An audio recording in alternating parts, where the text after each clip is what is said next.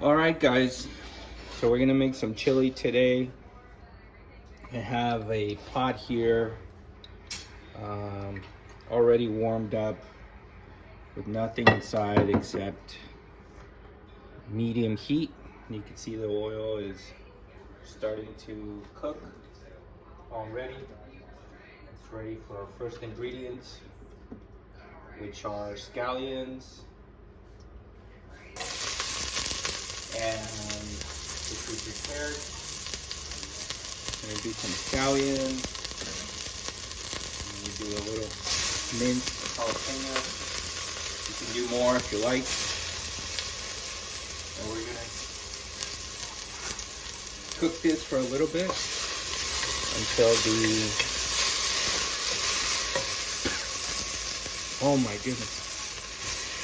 until the softening starts. Add a little bit of salt, not too much, and it's going on the pot. Make sure you move it around, drag some of that oil, and eventually everything's gonna join up in here. So we prepared some ingredients beforehand. Scallions, jalapeno is really our only produce. We have a turkey, about 1.25 pounds of ground turkey, and as soon as these guys start to go and get softened, we just gotta make sure we don't burn.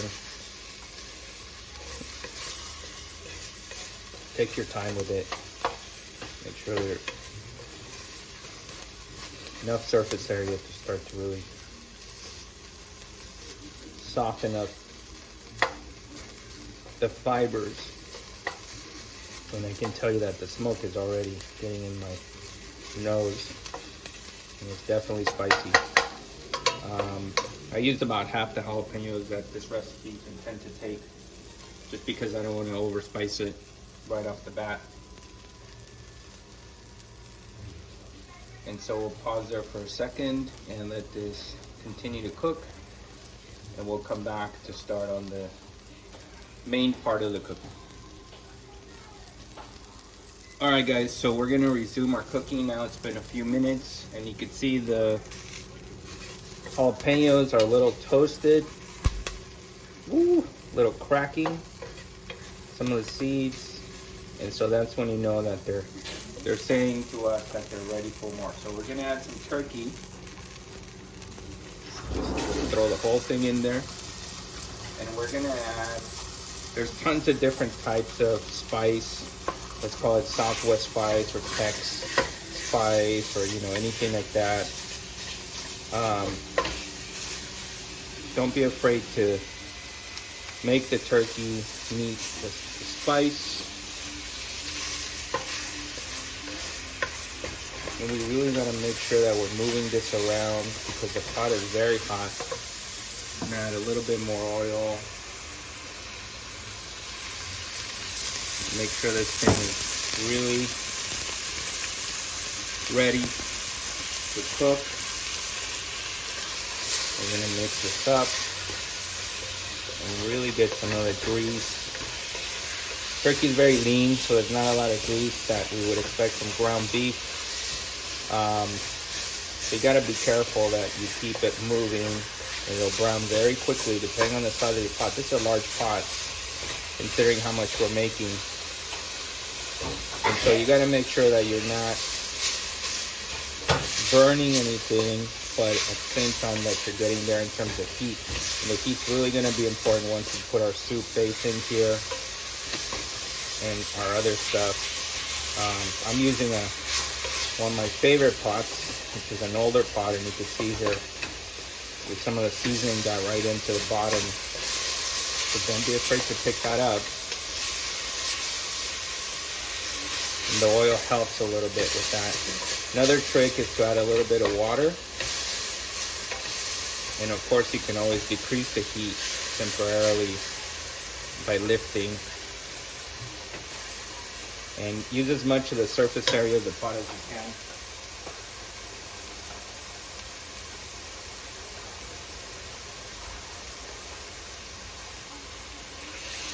Maybe some water. A little bit of salt. And you can see where it calms down. You rehydrate a little bit, get some of those fluids going. And it's okay. And add a little bit of pepper. Classic pepper. I'm not a big exotic spice kind of guy. Just like I'm not a big gear guy kind of guy. I'm not gonna have all the latest pots and pans and tools. And again, we have our spatula here, which you've seen me use in several videos. And this spatula once upon a time was growing in a grove or forest, and its wood eventually became what ended up in our hands here today to cook this beautiful beef. Turkey was once upon a time running around, and so it takes a lot to get to this point. You don't really think about that stuff, but every single thing that we eat, every single thing that we make takes a world of events to come together and make happen. And once we have the chemical process of cooking and transform all of these things that have come together with us at one point in time to make a meal, that's where the magic starts to happen. So we're picking up some heat again. Sort of a shock there to the turkey with the water. That's okay. And so we got to make sure the turkey's cooked through all the way. And once we're ready, then we're going to start to add some of our more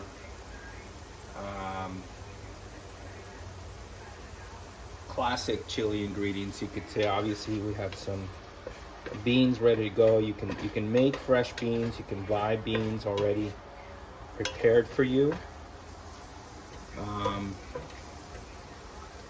I like to use fresh beans, but today the recipe calls for a particular canned bean type, so I'm going to give that a shot. There are 7 bean mixtures out there in your local supermarket. I'm sure in your local fresh beans and nuts section you could probably find some 7 bean, 9 bean mix, and those work great. 9 bean chili is one of my other more bean based chili recipes. It's not about the meat. I recommend, if you're going to use a mixture of beans, especially because some of them can be quite overpowering, you either commit to the beans being the focus, or you pair with beef. Turkey's fine from a more lean beef filler type of approach, but I would definitely use beef if you can. If you appreciate beef and chili, more of a classic Southwest type of cooking. Just because the more bean types you have, the more you need something to kind of bring it all together. And again, from a moisture point of view, you don't struggle as much to cook, because the leaner the beef, the more moisture you have to sort of make sure is there, especially in the beginning when you're cooking the turkey by itself. You can't really understate the importance of the moisture and balancing out the heat. So again, you don't want to cook too fast, but you want to cook enough to where it starts to get browned. You can see the smoke. Obviously the smoke is part of what we were cooking. It's not burning, but it's becoming vapor. So some of those molecules, be it the water, the salt, pepper, the turkey, or Southwest seasoning, is transforming. And mostly water that you saw me add there, and that steaming effect goes there. So it's been about 6-7 minutes. Now we're good to make sure it's cooked. Now we're good to start adding some of our core ingredients. So the first thing we're gonna add is some tomato paste, and Not quite room temperature, but I recommend you prepare this straight from room temperature to get a good mixture here. Get all of it out. And then you also want to add some additional, call this sort of Tex-Mex or Texas style seasoning. It's a little bit barbecue, a little bit oregano. And you just got to make sure that you combine everything all the way through. You can add a little bit more water if it makes it easier for you. I like to kind of get down into the core, and you definitely start to smell the mix. And a little bit of water, maybe a quarter cup, not too much. Just to really steam it up and make sure that the paste really starts to coat the beef, and it combines everything, and it'll reabsorb some of that water. And once again, continue to cook. Water's a great cooking conductor. Obviously the heat goes through the water. That's how you boil vegetables, how you boil, even in some dishes, boil some beef, right? So we want to use the water, sort of helps us mix and cook. We're not boiling, but nonetheless it's heating up.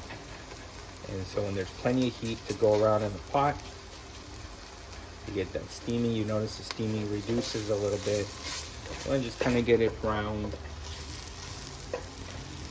And we're gonna, once we get to the point where we're seeing the redness of the paste is everywhere we turn there's red, we're gonna add some beans.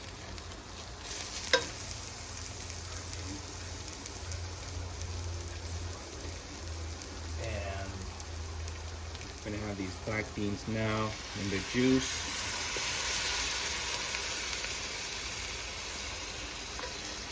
This guy's not wanting to come out. A little shy for the camera. And we're gonna add some tomatoes, diced tomatoes. We're gonna get this all out as best we can. You can see where the colors are combining. And now the heat is going to now fight back a little bit. And we're also going to add some beef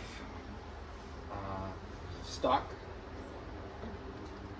We're gonna add about a quarter cup if you put this down on a measuring cup. And we're gonna cook this or stir this over and over until it thickens.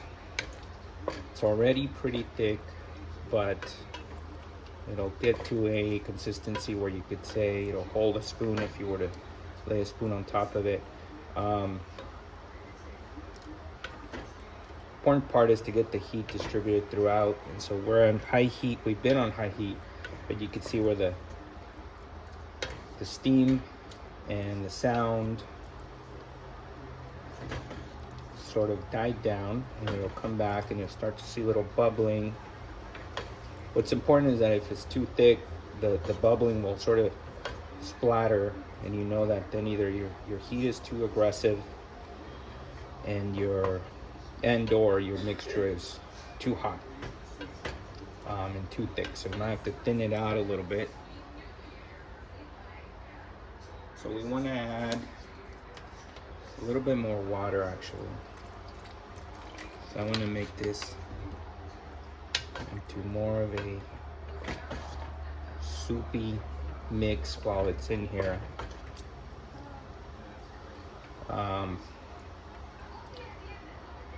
Once I add ingredients, if I'm not boiling, I definitely recommend using bottled water.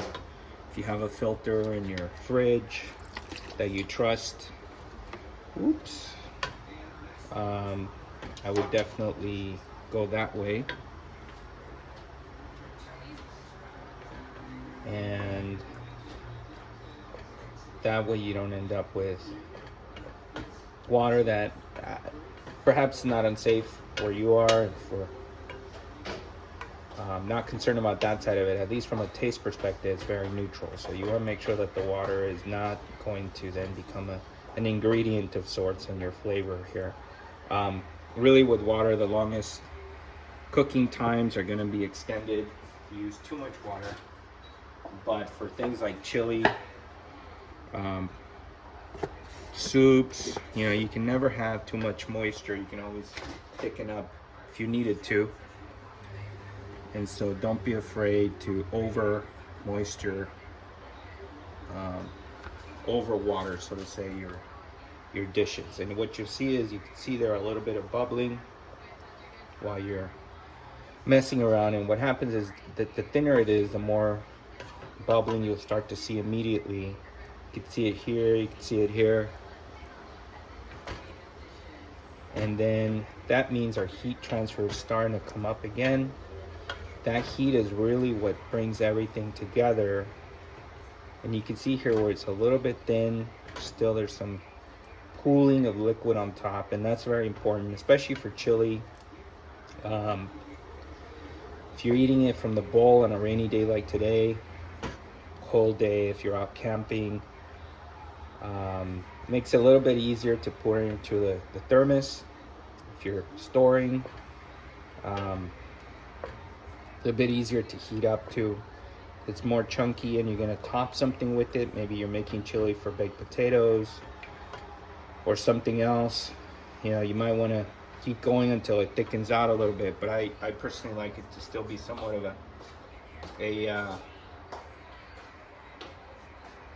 sort of a mixture of soup and chowder, if you will.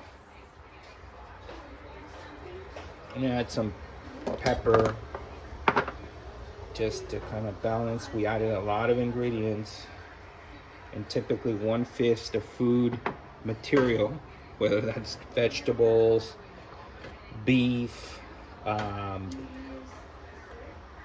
beans, celery, a potato, beef, whatever it is. If it's a fistful of food, you should have a sprinkle of salt in there to not over salt, but make it come alive. If you're watching your salt intake, which you should always be conscientious of that, you can reduce that to half, and let the more natural flavors take over. And you know, but again, if you're using turkey, if you're using very lean beef, it's a little bit harder to get flavor out of it. So you can make up for it with pepper perhaps, but you definitely need to have some salt involved. And you know, it just means you can reduce salt somewhere else in your day. So we're gonna let this simmer now, or get to somewhat of a bubbling here. And I think it's the right consistency now. You can see where it kind of falls off the spoon fairly easily. And looking at the sauce, obviously not the beans or the beef, but you can see here where it's still a little bit drippy, but not totally. See how it's sticking? You kind of gotta. So it's a little bit thick, still sticks, still drips a little bit. That's where you want it to be as far as chili's concerned. Well, at least that's where I like it to be. See, and it's only going to thicken from here on out as the water starts to exit. So sticking,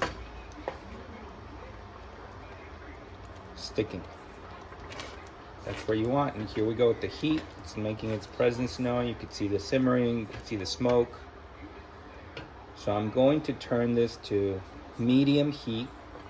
I'm gonna let it rest and just continue to smoke for about 5 minutes.